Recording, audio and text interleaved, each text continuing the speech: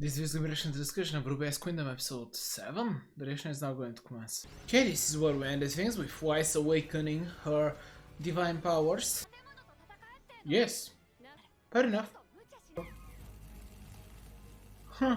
Oh my goodness, is it gonna crush them? Oh, okay.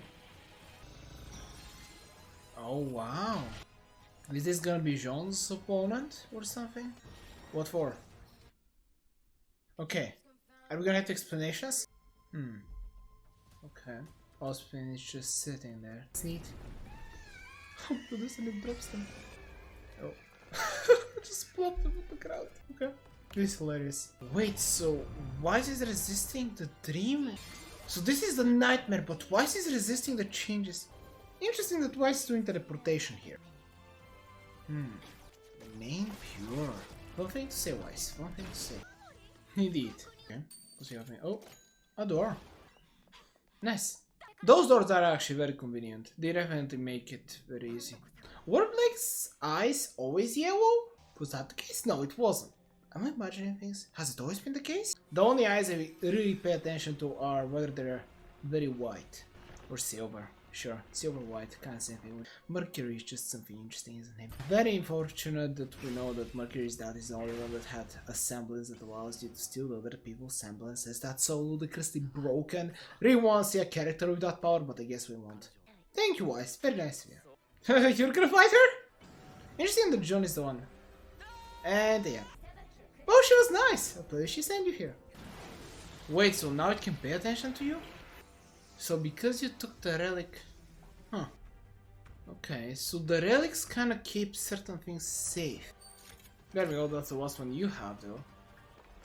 Oh, poor baby Weiss. I wish she's not a baby, but poor small Weiss. The sword? The sword gonna play a game? Game? Importance? I don't know, I'm just very curious about that sword. There has to be something special about that sword, especially since he came back to the train. The sword. Interesting. Not a good signal. Huh. I am very interested to see how this is gonna go actually. I'm liking this episode. Yeah. Nice. Relics truly enough very useful. I mean, yeah, in the world of RWBY. I do have a lot of questions about the mechanic of the nightmare gram. It's very peculiar. I like it. I'm curious, what are Jean and Pierre gonna be doing? Do you have any coins left? Okay. I assume it's punishment wise. I'm actually quite excited to see how this is gonna go. Oh. Right. Oh wow, yeah, these portals are quite broken. How did that even occur, RWBY? Is it because you were scratched there? Alright, there is only 2 relics left. And defeated. Well, you were nice, you could have definitely done much worse. And by that I mean now nothing can progress. I don't know, why did they show the sword? Obviously the sword will be important in some sort of way or manner. Wait, why is Jean here? How? Indeed. Alright. Oh, okay, so they were here. Okay, so Jean is gonna enlighten her on everything that occurred there. Do not enter. Wow. The cat area. Why did you throw them together? Whoa. Really? The sword? So the sword actually comes from the immunity? Also, I love that John, even though he was joking and everything, he is actually being serious now and we can understand things. So the sword comes from his immunity? That's kind of disappointing. But... I am interested.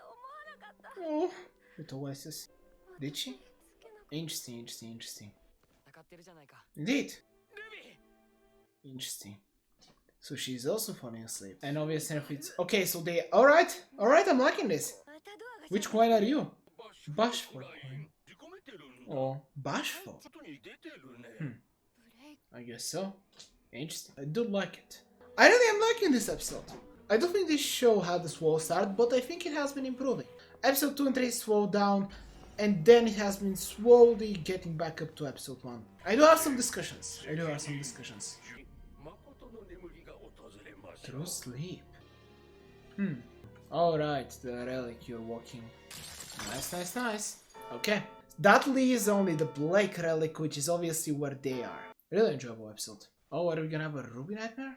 No, it's your own dream, Ruby. Is Ruby gonna be using some silver ice shenanigans to get out of here?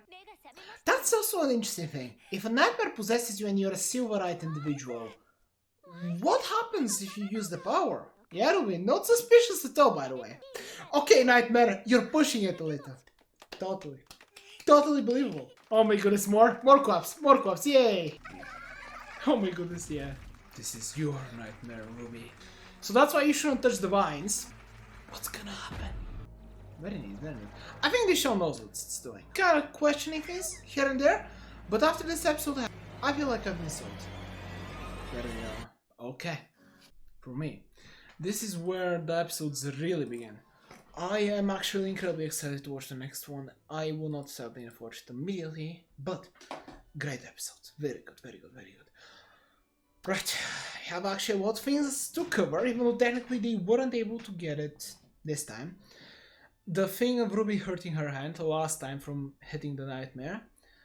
Seems like the damage continued, and now she's falling under sleep and under doubt, under worries. Rather, the more she was doubting herself, the more worries, the more the nightmare was spreading. And now she's in a dream within a dream, which is very cool, very interesting, and I think it makes perfect sense that that would be a way the nightmare would defend itself. Now, I wonder, I guess that means that the nightmare can procreate again, but once again, the silver ice thing kinda leads me to believe that Ruby will be able to get out of this using the silver ice in one way or another. Not certain how, but it has to be. I don't know how she's gonna get out otherwise. Because I think the only other way is for Shion to enter Weiss's dream, right? You would assume as much, but if Shion, no, she won't be able to, right? Because she doesn't have an alternative in this world, so it just wouldn't work. I guess so, but. We'll see what's gonna occur with that. It's very intriguing. I do find it very peculiar that apparently the reason why Jean had the other sword along his normal sword is because he had the immunity for the nightmare. So that actually gave him an actual power up which he can use against the nightmare.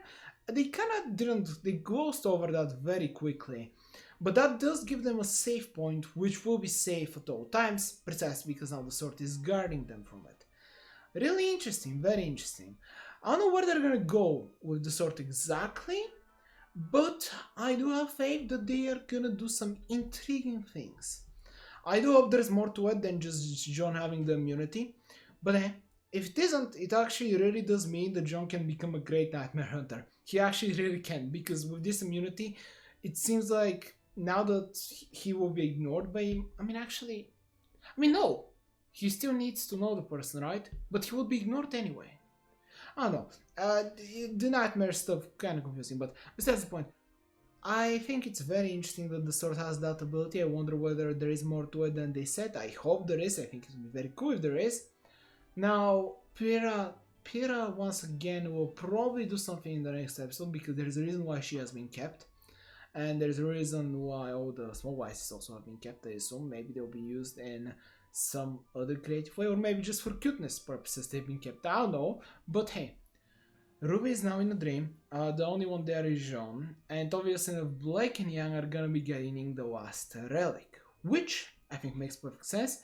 I understand it. I am truly interested to see how Blake and Yang will be dealing with that house. I am also kind of curious to why sent them there. I know it makes sense why she would send Blake there. It makes perfect sense for that. I don't know why she sent Yang there. Why didn't she just send her where Ruby was, in the outskirts of the city? Just... yeah, not sure. And also, kind of convenient that John just ran into her. But, I don't know. Is it? Wise clearly enough has some godlike powers. Does she know where? Actually, she kind of does know where everyone is, right? Winder has that ability. She's the mirror that can answer questions. There's also the observation everywhere. I don't know. Not certain, but once again, I enjoyed it. The fight itself wasn't anything spectacular, but I clearly enough wasn't the last fight, and it's not the most important fight. But it did have Ruby now in a dream. I assume that she will get herself out, or I mean, I highly doubt John will be able to do anything, precisely because he doesn't have his semblance yet. If he did, I feel like I'm actually kind of curious. If John did have his semblance, would he be able to? No, it would make the situation worse, right? If he gives them more aura. Not sure. I think it would be an interesting thing to give John his semblance in this arc or this universe, whatever. Because I feel like it would have some interesting effects, and maybe that's why he also has the sword.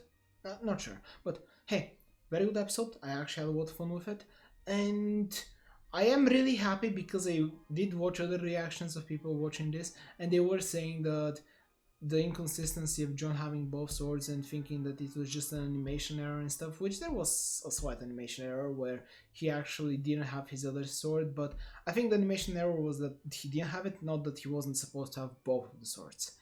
So anyway, I'm glad that there was a reason that they're having the big sword, and clearly enough, maybe it's gonna play more overall, maybe it's not, but I'm hoping it will. Also, what else? I mean, honestly, that's about that. Yang and Blake will be getting the last relic, which makes perfect sense. It's hidden with the place where Blake would be, where all the other Faunes are. RWBY is dealing with the nightmare, where once again I assume it has to be Silver Eyes, because I can't imagine anyone else being able to do anything else. Because even if the Pyrrha-like individual, who's probably connected to Ice in some special way, has some powers in the dream, I don't think she has the power to remove the dream, and I doubt that John is gonna be the one that saves RWBY. I really doubt it. I think it will be interesting, but I don't know how he would go on about doing that. But yeah, in all likelihood, RWBY is just gonna use her protagonist ability to get out of that nightmare situation, and maybe she'll use it even to get Wise out of it. I don't know, we'll see. But very good episode, very entertaining setup for the future. And there's only 4 episodes left, I believe. I think so. But anyhow, there's you there. You can subscribe to my channel there, and I hope you enjoyed it as much as I did.